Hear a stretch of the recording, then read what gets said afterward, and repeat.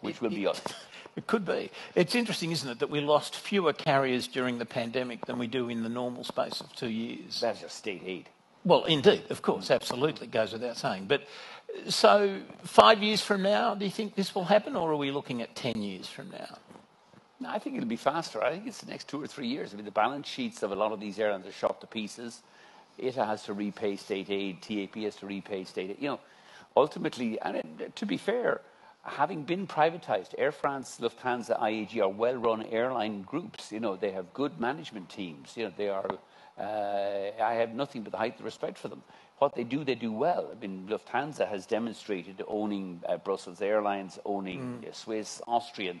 You know, they may screw up the airfares and roger everybody, but they run a very good service. It's just very expensive. But, you know, so you have much better run airlines across Europe. But the industry itself will tend towards some kind of consolidation. It has in North America. And Europe is running about 10 years behind North America. And we will be paying slightly higher airfares, probably paying a little bit more for our environmental taxes. But, you know, the idea that people will stop flying or flight shaming, that's for the birds. People are going to keep flying. Young people around Europe want to travel around Europe. You have Erasmus programs. That's not, you can't put that genie back in the bottle. And it is absolutely critical to the tourism industries and job creation, particularly in the regions of Europe.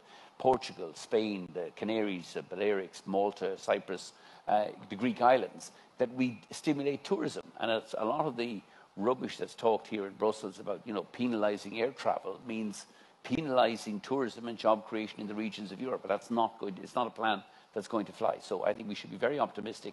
The future of Europe is bright. The future of air travel in Europe is in safe hands because Ryanair is going to keep providing competition and choice to the high-fare sheriffs of Nottingham, also known as Lufthansa, Air France and IAG. And we will be carrying by far away the vast majority of European passengers, and doing so in cooperation with Eurocontrol, who will be continuing to improve and reduce the number of delays we get across Europe during the peak summer seasons, and I would hope continue to reduce the bills we have to pay for these very expensive ATC services around Europe.